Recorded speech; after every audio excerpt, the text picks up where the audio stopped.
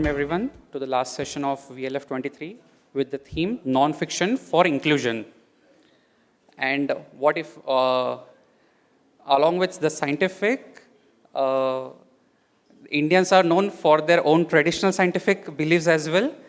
And what we can't compare or justify with logic, we try to comprehend and justify with astrology. For the longest time, astrology has been India's go-to for problems beyond their comprehension. Our next author sheds light on the history of the science of astrology. Garima Garg is a journalist and an author from Delhi. She writes about culture, and her work has been published in various Indian and international publications over the years. Her book, Heavens and Earth, The Story of Astrology Through Ages and Cultures, is a deeply researched and expertly narrated book contextualizing the role of astrology in the ever-evolving human perspective of the cosmos and in understanding our place in it. In her spare time, she can be found traveling or experimenting as a photographer with her digital, film, and Polaroid cameras. Welcome, Garima. Moderating the session would be Akshay Zardgaonkar, who is an entrepreneur, software developer who works in AI and computer vision and is co-founder of Babyverse. His hobbies are reading, running, and programming in no particular order. Welcome, Akshay. Without further ado, I would ask Akshay to usher Garima to the stage and begin the session. Good evening, everyone, and welcome to an interesting conversation that we are about to have. So, Garima, before this session, we were discussing an interesting incident happened to you on the flight where you were coming to Nagpur, which made me think, are you and astrology both misunderstood? Yes, so first of all, I'm very happy to be here and thank you all for attending this session. Thanks a lot to VLF for seeing the potential in my book, which, and I'm extra grateful to them for seeing the, for adding my book to the lineup of such. So I was sitting next to a very nice lady and, we just got talking about, we were both from, Delhi, or she's from Mumbai. I have this event, I've written a book, it's a lit fest, and she asked to see the book then. And when I showed it to her, she looked at it for 2-3 minutes nicely. And then she asked me, "Aapko haath bhi dekhna aata hai?" And if I had, like a 2,000 rupee note for every time I had one of those reactions since I've written this book, I think I would be a millionaire. Because the kind of perception that I've been dealing with as a journalist, like when I tell people in journalist community, they probably think, what is wrong with her? Why is a journalist writing about astrology? When I tell family and friends, they have a certain perception that reading birth charts, or people think I'm an astrologer. So none of those things are true. What really happened here is that I found a very interesting story. I did my master's in US, and around 2019 I started noticing that astrology was really popular amongst millennials in the US. There were these really cool apps and podcasts and websites, and there was this very new age and intellectual shape of astrology, which was a stark contrast with what I'd seen in India, which is very traditional. A lot of times we see it as very conservative, very orthodox. So that the sheer paradox of it was very interesting to me as a journalist. And I started researching it, and initially I just wrote a story about it, like a journalistic story. But then it transformed into a book. And I'm very happy the way it has come out, and I hope that people find this story and see the puzzle that I saw as well. So, the journey of astrology, as we all know, is very fascinating. It started, so mythology and astrology have a big connection going on. But then, how did something as mystical as astrology became part of our current pop culture? That it is present in every newspaper, everything. Right, so that also has a very interesting history to it. So astrology, well until 17th, 18th century, was a part of the mainstream society in both India and outside India. Like even in Europe, people used to study astrology and astronomy together in the university. So there was no distinction at all.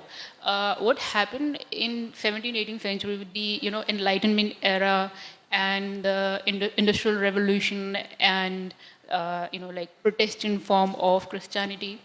All of these things were sidelined. So the new ideal of life became rational, secular, industrial. So everything that was not seen as rational, secular, industrial was sidelined and treated as even backward, right? And like that again happened throughout the world. I think India held on to the tradition in a lot of ways, but because we were also under the British rule, and over the centuries we've also espoused a more Western ideal of life, a more internalized colonization kind of an ideal of life. So we also kind of sidelined it. But around the beginning of 20th century in Britain, there was this astrologer called Alan Leo. He started publishing what now is the basis of newspaper horoscopes, and then it like caught on like a wildfire in like the first 3 decades of the early 20th century. And then in late 20th century we had Linda Goodman. So everyone knows about Linda Goodman, sun signs, love signs. So that's how it became a part of the newspaper horoscope. And then like you couldn't find any publication that didn't have these horoscopes. So what has happened now today, like in the last maybe 5 to 10 years, is that in the Western society, again, because the emphasis was on a secular, rational way of life, there was a spiritual void, there was an emotional void, and they needed to fill it somehow. And they've done it in a lot of different ways. They've borrowed a lot of Eastern, forms of thought, Eastern traditions, and astrology happens to be one of them. But to me, astrology was the strangest, because yoga I could understand, that it's an exercise, it's a way of even physical fitness. But astrology seemed very unlikely, very unpredictable to me. But it's happening, and because it's a more millennial generation that is espousing it, so they're doing it in their own way. So they will, like there are astrology memes on Instagram. There are, articles about Mercury retrograde in, like lifestyle magazines like Vogue, Cosmopolitan. So it has that kind of a vibe. And so that's how it became, more popular culture kind of a thing. Uh, with astrology becoming more popular, now the case of accountability lies with the astrologer, right? So, a fascinating thing that I read in your book was our ancient Indian astrologer was a doctor, was a psychologist, was the village social engineer, and he had to go through study of rigorous sciences. Now, how does this figure out in the modern way? I mean, you have on one hand, you have a very studied astrologer in ancient times, and now, so has that dented or affected astrology in some way? So traditionally, even today, astrology is seen as a sadhana, which is like a spiritual practice. And like people who are purists, they will say that you're not supposed to read a birth chart. Like you're not supposed to charge for consultations. If you have not practiced it for like 10 to 15 years. So it's taken very seriously when it's done seriously. And in ancient times, you had to know the Vedas and the philosophy and astronomy and mathematics.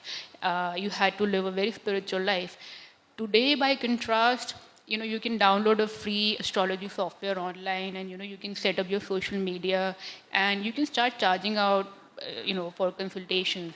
Like the interpretations are also available for almost free. So I think there's a huge gap there that can probably explain why people have the perception of astrology that they do to a great extent. Like why people have bad experiences with it. Because personally, I feel like so for me, this book was a way to understand the phenomenon of fate and karma, which is something of a very tricky thing that you're dealing with. Fate or karma, like karma is something that flows out, in multiple lifetimes.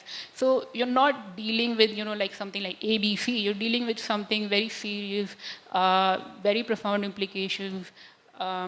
So I feel like it requires that discipline, it requires that emotional, mental, physical discipline that is missing for a lot of practitioners, has been missing in the last maybe couple of decades, and is probably still missing for the vast majority of people. So that's why people end up having a lot of bad experiences. you brought up a very interesting topic of fate and karma. I mean, it's a heavyweight topic with all of us. We all have our own opinions. So, there are two school of thoughts in this world with regards to our determination. That is, either we have free will, that we determine what our fate is, and then there is deterministic philosophy, which says that everything is written in stone and your fate is sealed. But what dynamics does astrology have with these two school of thoughts? And what is surprising is that astrology exists both for people who believe in free will and for people who believe in determinism. So I think when people believe in something, it's not necessary that they believe in it 100%. They think they believe in it, but we always, like, the mind always has these ways of getting around our own belief systems. So, like, regarding free will and determinism, so in the Western construct, fate is just fate, right? So something is supposed to happen, it's supposed to happen. But in Indian astrology, the basis is karma, which is like, okay, if something is happening, it's because you did so and so thing in a past birth. Or if you do something like this, then so and so thing might happen in a next birth. So there's a bit of a logical perspective to fate. Fate is not something random. It has a logical basis. If you look at it that way. So the idea is, if fate is logical in that sense, then there might be some free will as well. And in the Indian system, there are different kinds of karma. So there is a kind of karma that cannot be mitigated at all. There is a kind of karma that can be mitigated with a lot, that can be slightly mitigated with a lot of hard work. And there is a kind of karma that can be mitigated by, just discipline in life. So there's a very slight difference. There's a very slight possibility of free will in the Indian system. But the fact is that it does exist. So, I don't know, people are divided on the topic, even astrologers are divided on the topic. So, a lot of times people say that, okay, maybe free will is not there, but the personal accountability is. So, even if you have a certain behavioral pattern or you have a certain psychological pattern, just becoming aware of it brings a great deal of accountability to your behavior, brings a great deal of accountability to your life. So, Yeah. So, how many of you here believe in astrology? Great. So, roughly we are evenly divided. So, basically, everyone, someone who believes in astrology and someone who may not believe in astrology. So, the next two questions are some questions that I'm asking asking her on behalf of you. So, the first question. So for the people, there are people who are not they don't passionately hate astrology. They might be sitting on fence, right? Yes. So it might be most of the people here. So there's a question with regards to that. So when it came to COVID, right? So Amazon US suddenly found that they had massive returns of scented candles. And the scented candles, return of those scented candles coincided with the number of COVID patients. Now here you have correlation. So you have scented candles, basically they had vanilla, mogra, whatever flavors, and you have number of COVID patients. Now at the outset, there is no relation to these things. Why are those scented candles getting returned a lot? So the logic was that basically COVID affects the sense of smell. So basically there is a mechanism between causation and correlation, that your scented candles are being returned because COVID hits. You cannot smell anymore. You cannot smell anymore. So there was a correlation and there was a causation. Now, for all the people who want to believe in astrology but are on the fence, want to know why astrology has always been about correlation but not about the underlying cause. So, like I mentioned, for me, this was a way to explore the idea of fate, right? So, idea of fate is not something that exists for me and not for someone else. It exists for everyone, every single person. It has always existed. So, there's something natural about it.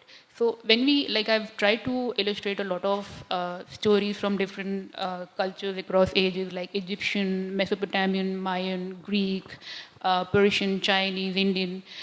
So why is it that all of them try to make sense of their life by connecting the microcosm of their life with the macrocosm of the heavenly bodies up above? Why did they all project a certain personality to, let's say, Sun or let's say Saturn? So obviously they saw certain correlations, right? That when Saturn is showing up in this position, it's causing so and so event, down here. So astrologers say as above, so below. So I mean, it might not satisfy our modern notion of empiricism or science, but there was a logic to it, the correlation that they came up with. Now, people say, how is it possible that, Saturn comes into this location and so thing happens? So, what I have been able to understand is that it's not that Saturn coming into a particular position is causing something, it is only indicating it that when so thing happens, there will be a certain correlation that will sort of manifest on Earth. So it's not like that thing is causing it. What actually is causing it is not something we can know. Maybe we can say it's karma, we can say it's fate, but it's not the planet itself that's causing it. So, I mean, I hope that answers the question.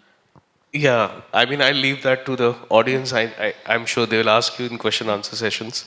But again, talking to about the other side, right? So I'm now contradicting myself with a opposite kind of question. Who cares how things work, right? We all we all love stories, and stories have had big influence on us. And you know, we generally, as you mentioned, so her book also mentions an interesting quote from Carl Jung. So you'll be surprised to know Carl Jung. So he is the father of psychiatry. So he said that, we say that when we want to trivialize anything, we say that it's psychological. But in fact, the psychology itself is one big universe for us. Then what's the harm if something works without knowing its mechanism? We all try to find solace in something, and if any story or any symbology helps me deal with the trauma or helps me live better, why is it necessary to know how it works? So that's a very interesting point you've made here. So if you look at Indian astrology, the main placement is the placement of moon, right? So which nakshatra your moon goes in. And moon is our emotional mind. Moon is what shows our psychology. And there are 27 nakshatras, and whichever nakshatra it goes into, it shows a certain psychology of the mind. So in that sense, it relates to what Carl Jung said, like what Carl Jung's work is all about. So Carl Jung's work was a lot about, figuring out the psychology of a person, and not just, who we are consciously, but also what we are subconsciously or unconsciously. So he frequently talks about something like a shadow side, or he talks about, looking at the symbolism of mythology or folk tales. Basically, one of the things that really stood out to me was that if you look at mythology, there are stories about devils, there are stories about, like darkness. So the devil and the darkness is not just something someone made up. It's who we are. Like we all have certain good tendencies and we have certain ugly tendencies, right? So the devil is our ugly tendency. It's not something that's out there. It's not something, of a creature that was sent by to fight God or whatever. So these stories, whether you look at Carl Jung stories or you look at nakshatra stories, these stories contain the blueprint of how different mindsets work, how different psychologies work. And again, I mean, if you look at it and if you feel that it resonates with you, yeah, so what's wrong with it? If it helps you, and I mean, today we have so much awareness about therapy, right? So people are trying to go through a process of self-awareness, self-introspection. And so this can be a good way of introspecting, this can be a good way of self-awareness. So, and these are like these ready-made stories, and which are not meant to be taken literally, but if you're able to get to the symbolism of it, if you're able to get to the soul of it, then I think it can be really useful. And yeah, what's the harm in it? But the harm that can be that I may believe in something that may be fundamentally wrong, or rather, the person to whom I go may not have good intentions. Then I might use these stories to, you know, I might subconsciously harm myself by adopting these stories. So, what care do I take, or what harm? Number one, what harms I should be aware of, and what care should a person take if he or she subscribes to the thought that stories don't have any harm. I mean, anything you do in life, you have to practice a certain self-discipline and discernment, right? So you obviously, let's say, even in popular culture in the West, I see this thing a lot.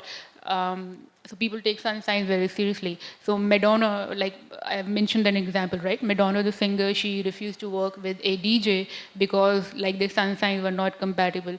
And I think that was like just a way to excuse bad behavior. That was just a way to excuse, what you don't want to do.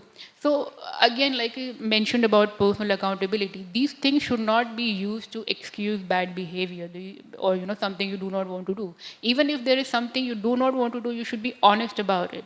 So something like astrology, or you're looking at your nakshatra, or you're looking at these stories, and you're trying to figure yourself out, you're trying to figure out your own psyche, you have to be very honest about the good and the bad in yourself and someone else in life. So as long as you do that, I don't think there's any harm. But if there's any kind of a blind faith, then yeah, that can go over to the bad side. Definitely. And now, that stories or the way astrology works. So, it's rockstar sibling astronomy.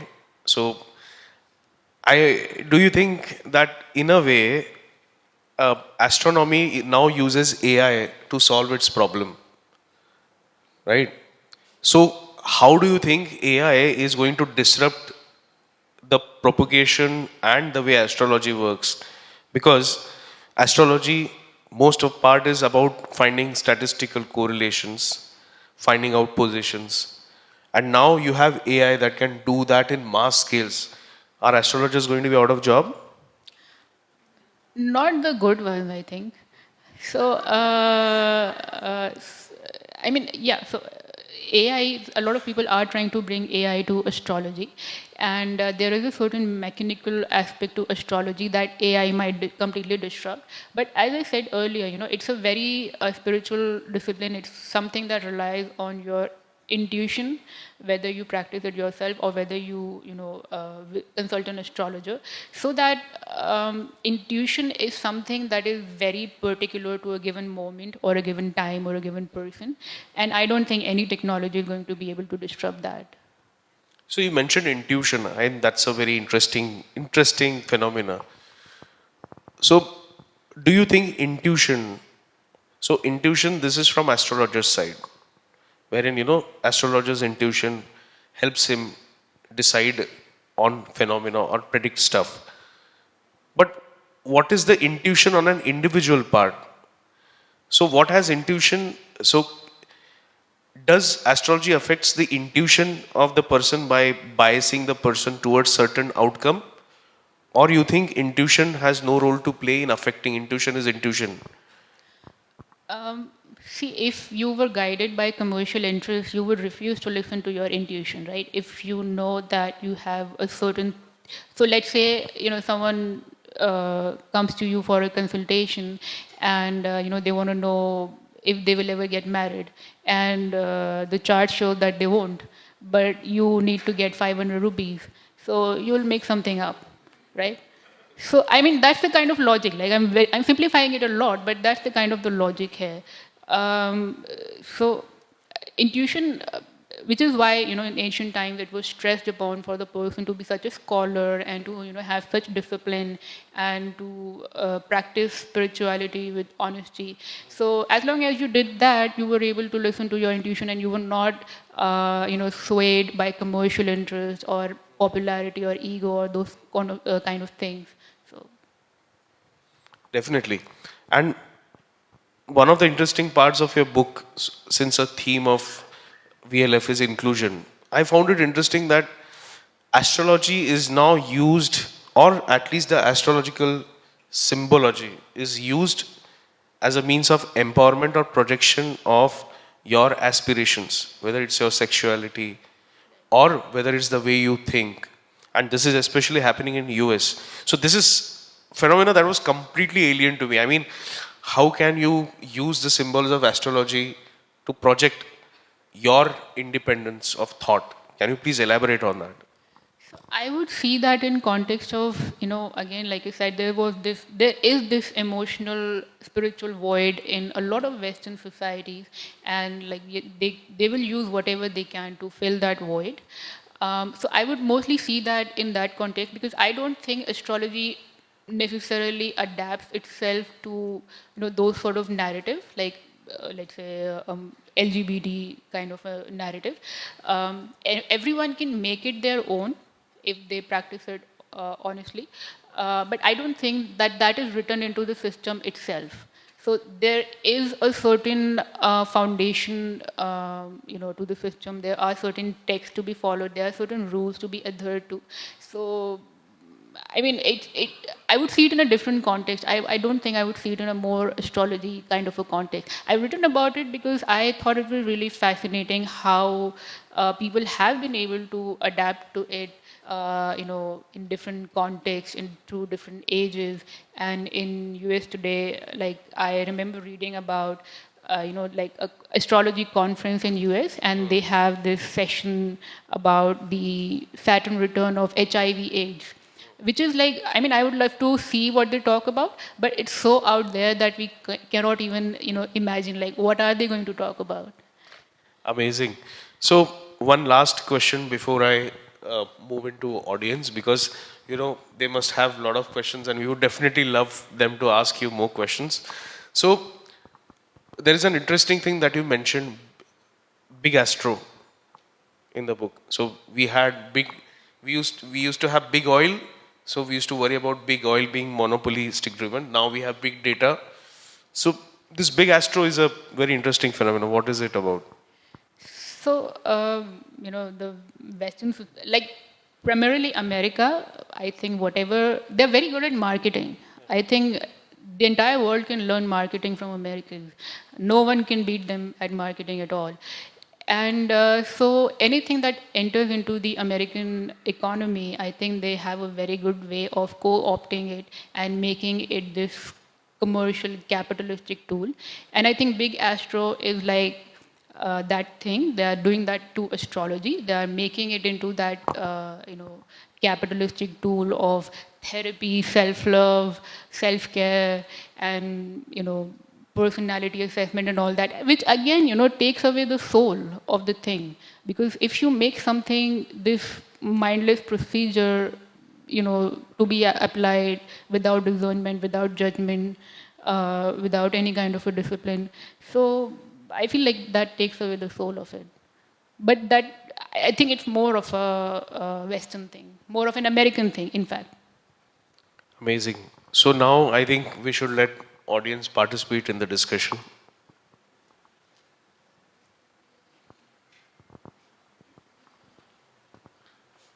Yeah, ma'am. Hello, Garima. My name is Renuka. I am from South India. So all my childhood, I've seen my parents go through horoscopes, asking the astrologer, "Ab kya hoga? Ab kya hoga? What is this? How to go about things?" In astrology, there is something. Can you predict about death? When a person is going to die? Are you allowed to tell in your practice when you are going to die?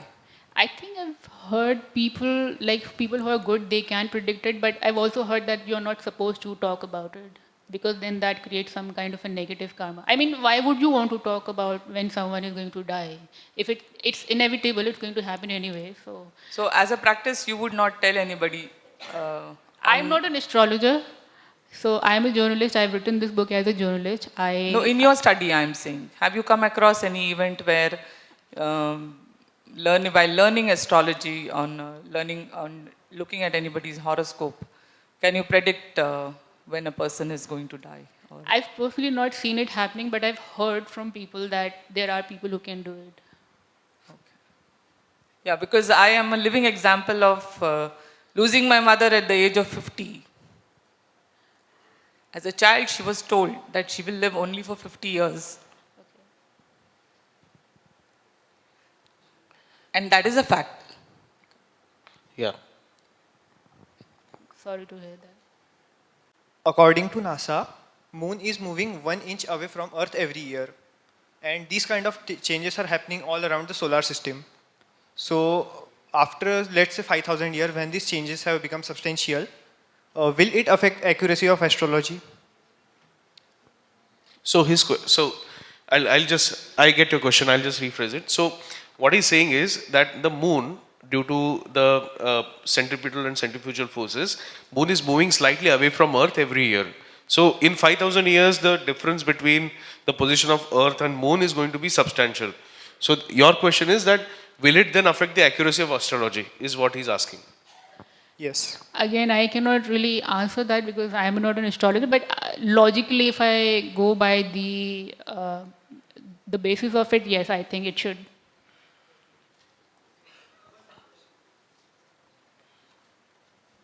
So it means that in the past, it must have changed. Let's say from 5,000 years ago till today, it must have changed. So were the rules rewritten or something like that? Yeah, so that's why I was talking about intuition, right? So that's why astrology is not something that you can deal with blindly. You have to practice the intuition of the given moment and the time and the space. So, I mean, whatever the movements of moon may be, whatever the calculations may be, your intuition is independent of all those things. And if you were doing it the right way, you would still get the right answer. But if you were doing it mechanically, then you might get things wrong. Okay, it means that there always be a you can certain interact with the level author of- later on. I think sir has a question. Dear readers, let's be mindful of the fact that our author is an author and not an astrologer. Please keep your questions relevant. Okay, so coming to data. Right now, you have standard or mechanical astrology interpretations, and you have the sublime astrological, what you are saying, intuition. That's where I think sublimity comes in of the person who's practicing astrology. I am not talking about you as an astrologer. Here I'm thinking to myself, and the question is, what is the database which enables correlation to happen, to know that if a certain event is happening in a planet or a planetary system, that's going to translate to A, B, C, D, X, Y, Z individual to infinity.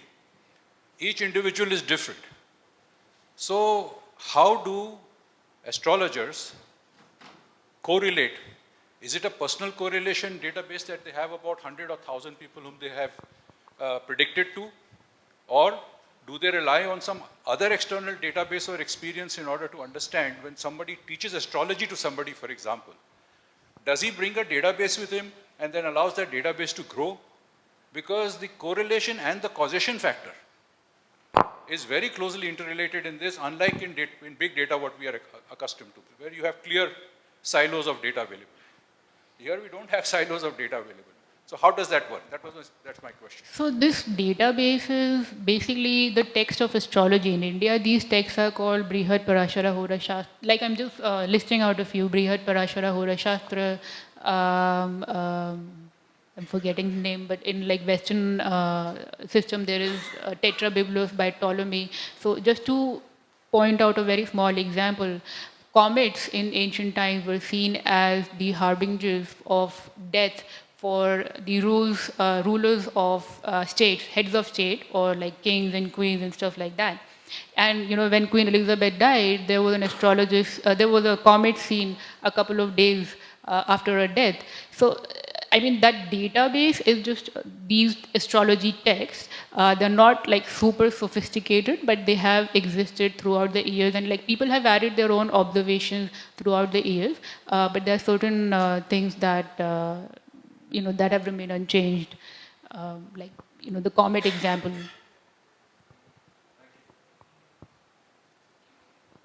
So I'll just coming from data. So I'll would love to answer some one of the question what I read was, so in when we talk about big data, right, we have a training database and a testing database.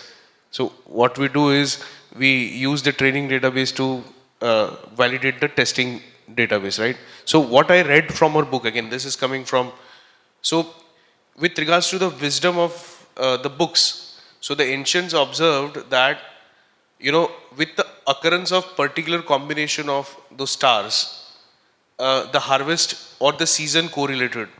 So their correlation or their initial training database was my farm yield and the temperature and my output of the crop, because food was the most important commodity at that time. So I think the initial training database for them was well-being of their food. So position of stars versus output of my yield of this particular year. So I come from big data myself. So for me, that what you said is fine, but whether this is logged, whether this experience is sufficiently logged to be able to establish a credible correlation is what I'm trying to say. That you can answer.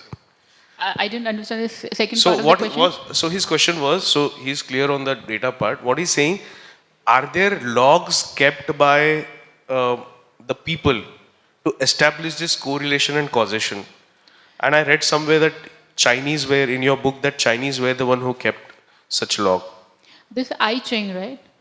So I Ching is a different kind of a system. So I think the Brigu, if I'm just answering from my personal knowledge, so the Brigu form of astrology, it has like a formula, and you apply that formula and you get the interpretation. But other than that, I don't think there are, not that I know of, I don't think that there are any logs. Yeah, any questions?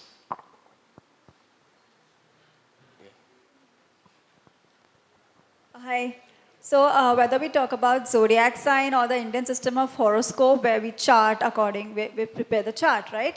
So there are like lakhs of people born on the same day at the same time. So according to your study, do you think this is really reliable or accurate to go by any form of astrology for that matter? Because, all over the world, people are born exact same second. Lakhs of them are born, right? And on the same day as well. So what do you have to say about this? Thank you for asking that question. You've given me the opportunity to address a particular thing. So the sun sign that you're talking about, which is like, one, like if you're born for 30 days, it's like Aries. So if you make a birth chart, you actually need to know your time, date, and place of birth, which will give you a different ascendant sign, sun sign, moon sign, and like all the different placements in a chart. So that will give you your actual personality, your actual psyche. This horoscope that we know as, like newspaper horoscopes, that's mostly just creative writing. So that's not real astrology. So, I mean, glad you asked that. So one thing about astrology, I will not ask this question to the audience that how many of you are on Tinder or Bumble. So for people who don't know, Tinder and Bumble are innovative ways of meeting new people. So Tinder and Bumble both have sun signs, right? So irrespective of how logical we try to be, there are some closeted believers in the world. Because these apps are very ruthless in terms of giving space to any content, and Bumble prominently specifies what sun sign you are. So my question to you is, love or finding love has been the biggest problems of this world, and we require some amount of basis on which, if I today find someone and I match my sun sign or the sign that Tinder or Bumble tells me to. So what role has love played in astrology? So it's again the same thing that I mentioned, right? Anything that becomes a part of the American economy, gets co-opted into its marketing machinery. So I think that mostly just marketing. If you were to really match horoscope, then the way we do it in India, which is again, a lot of people question that system as well, but there are ways to do it more comprehensively. So just on the basis of sun sign, I don't think it really works. Okay. So in history of astrology, so astrology has disproportionate amount of influence on marriage and other life-changing decisions. So now one question is, there are some strategic decisions of life. So when I say strategic decisions, I mean 4 to 5 years down the line, what career should I take, or what should I do? And then there are tactical decisions, like who am I going to get married to, or is that person right one, or do I go to or travel to a particular place, right? There's one interesting sentence in your book. You said even Varaha Mihira, who is the father of Indian astrology, said that if somebody goes and asks these tactical questions, the questions are not right. Then why do you think you think it's wrong to ask tactical questions like these, or why he said like that? Because personally, I would advocate for a more, personal accountability. You cannot always depend on the honesty of someone else. You can count on yourself to be honest, but you cannot count on someone else to be 100% honest. So I think for most part, we have the answers that we want in life. It's very rare that we actually need to consult an astrologer, that we actually need that kind of guidance. So I don't think that we should build that kind of dependability on someone else. For most part, I think we should try to, figure our life out on our own.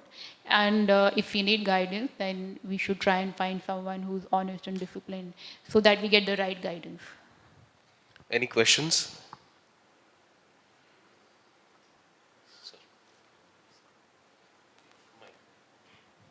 Sir, madam, I would like to know whether there is any relationship between spirituality and astrology. Because spirituality mostly believes in prarabdha. So can astrology help avoid occurrence of prarabdha? That is my question. Why prarabdha means destiny? Destiny. So can astrological predictions help avoid destiny? That is prarabdha. But what is going to happen? It is going to happen, irrespective of whatever predictions are there, whatever sun, moon they are there. In spite of they being there, all Brahmanda being there, what is going to happen? What is going to be my destiny? It is going to be there. Yes, sir. So whether it can help astrology in avoiding occurrence of this destiny or prarabdha. So I think there is one particular kind of karma which is called the agama karma, which is the karma that we are going to perform. Astrologers say that that is the only karma that we have any control over, where we can practice some free will. But the rest of the karma, which is prarabdha karma, that we have no control on, and that cannot be mitigated in any way whatsoever.